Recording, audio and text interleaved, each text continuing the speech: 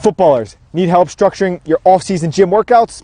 Well, you've come to the right place. We're going to give you some guidelines, some tips, a complete workout to help you become a fitter, stronger, faster, more dominant footballer out on the pitch. Triformance Sports Training.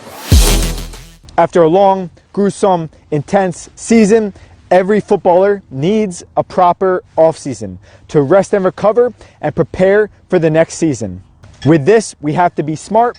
We have to over-prepare, but not overwork. The goal here is not to go into every session attempting PRs and max lifts. The last thing we want to do is injure ourselves in the gym doing something stupid. What we should be focusing on is resting and recovering the body and preparing it to feel good as possible when preseason begins. For pro and serious footballers playing in an academy, an off-season could be about 6 weeks. The first 1 to 2 weeks are going to be fully dedicated to mental and physical recovery.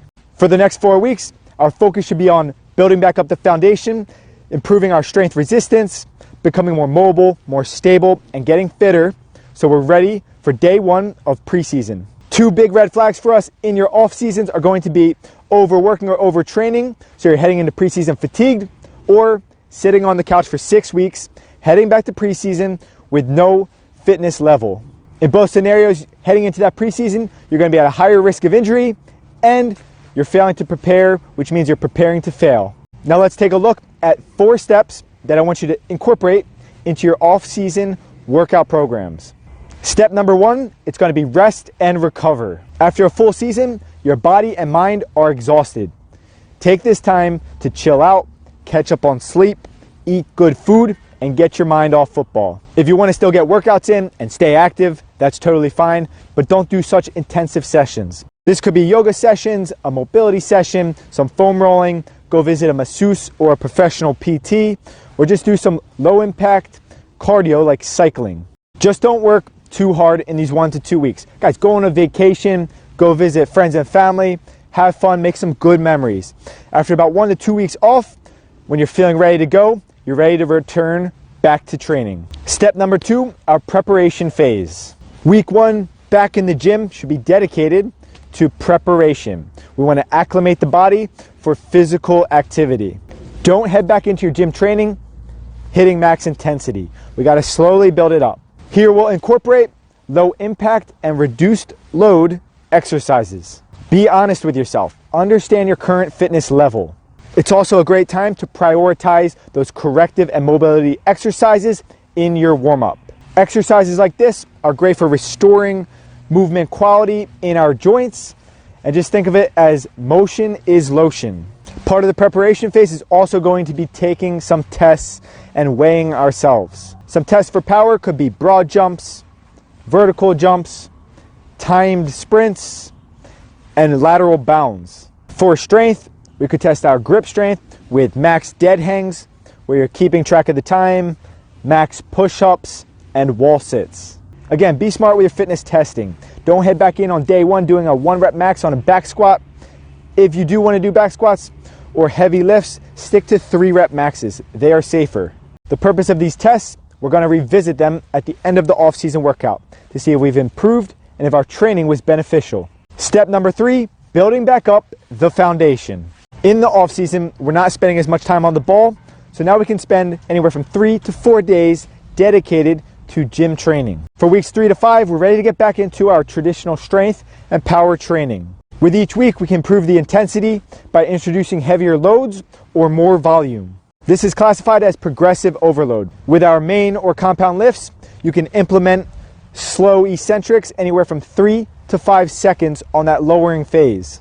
This is going to allow our muscle and connective tissues to spend more time under tension, which is great for hypertrophy gains and improving our techniques on the lifts. For our power training, we can take 2 days dedicated to intensive plyometrics and 2 days dedicated to controlled sprints. Regarding the sprints, make sure you're doing them with maximum quality. So if you're doing 1 set with 3 sprints, after you do 1 sprint, walk back slowly to starting position. Perform the next 2, and when you're done, we're going to rest 2 to 3 minutes for our longer sprints, anywhere from 30 meters, and we're going to rest 1 to 2 minutes for our shorter sprints, around 10 meters. With our strength training, it is recommended to follow an accumulation phase, so that means we're going to be doing more volume, So a set to rep range could look anywhere from 2 to 3 sets for 8 to 12 reps. Step number 4, utilize a deload week before heading back to preseason. So we started heavy and now we're finishing light. You've done the hard work, so reduce the intensity. A deload week could still follow the same workouts, but reduce the load to 50% or the volume to 50%. This is going to make sure that we don't head into preseason fatigued. Or a deload week could incorporate active rest or low impact exercise. Also be sure to revisit those fitness tests to make sure you've improved and that the training was beneficial. Reflection is going to be important in your physical, athletic, and skill development. Now let's take a look at a workout taken from day 2 of my 4-day split.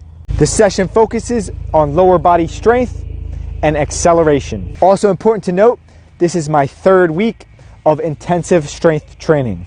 I've skipped the warm-up in the video, but it did include some foam rolling, dynamic mobility, activation exercises, and ground-based mobility. In total, that took about 15 minutes to complete. Exercise 1 is a forward and backwards pogo jump. Here I'm working over a distance of 10 meters. Exercises 1 and 2 are both going to be extensive plyometrics to target and strengthen the ankle and foot complex. Exercise 2 is a rotational pogo variation. Here we're working rotationally, so multi-directionally. We can't just always work in that sagittal or forward plane. Football is played multi-directionally. Exercise 3, we have our rapid decelerations with a band. I spend a lot of time in the off season focusing on deceleration and eccentric strength. Football is a game of stopping and starting. The ability to control and absorb eccentric forces is going to be key to agility and reducing the risk of injury. Exercise 4, we have our heavy sled push. Great for improving speed-specific strength.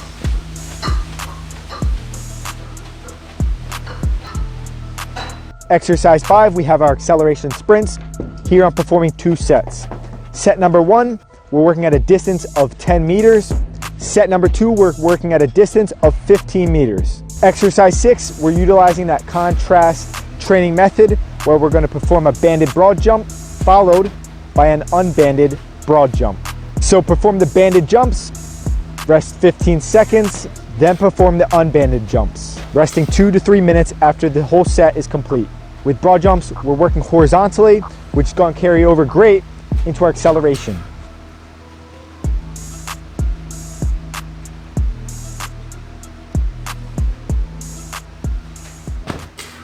Guys, we're pausing the video real quick so you guys can do us a huge favor. Smash that like button down below and be sure to subscribe, as this is going to help our channel continue to grow and reach footballers like yourself worldwide. We appreciate the support. Now back to the video. Moving into our strength, we're going to start off with our main compound lift, the trap bar deadlift. Here we're utilizing slow eccentrics, so a 3-second lowering of the load. Because of the low bar grip, this is going to be a hybrid squat utilizing posterior chain and anterior muscles of the legs. This being the most important strength exercise of our workout, be sure to rest 2 to 3 minutes after a set is completed. Exercise 2, a barbell Romanian deadlift. This is going to target those posterior chain muscles like the glutes and the hamstrings. Again, we're utilizing a slow 3-second eccentric.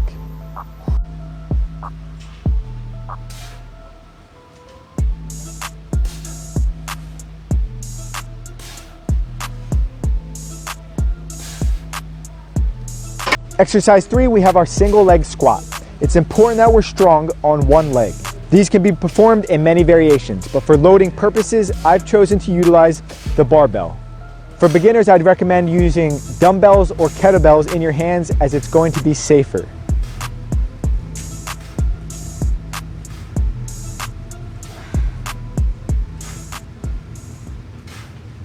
Our final part of the strength training is going to incorporate an accessory exercise circuit consisting of 3 exercises. When being performed, I want you to rest 30 seconds after one exercise is completed before heading into that next exercise. After a complete set is done, you can rest 2 minutes. Exercise 4, it's going to be a hamstring curl. This can be done with a machine, bands, or a Swiss ball.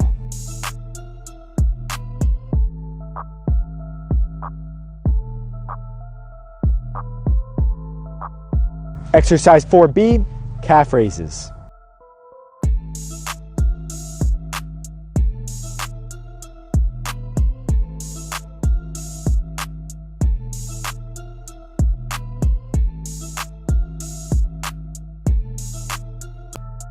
Exercise 4C, diagonal cable chops.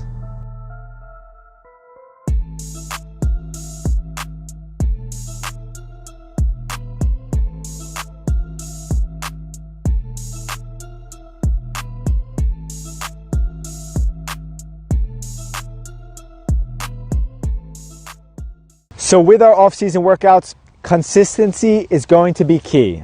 We need to be consistent with our training, with our sleep, with our nutrition, etc. If you guys need help programming your in or off-season workouts, head down to that description box below and visit one of the links. We'll get to work. Now you guys know what to do. Smash that like button below. Be sure to subscribe so you don't miss out on any of our content. And keep working hard. Keep getting better. We'll see you in our next video.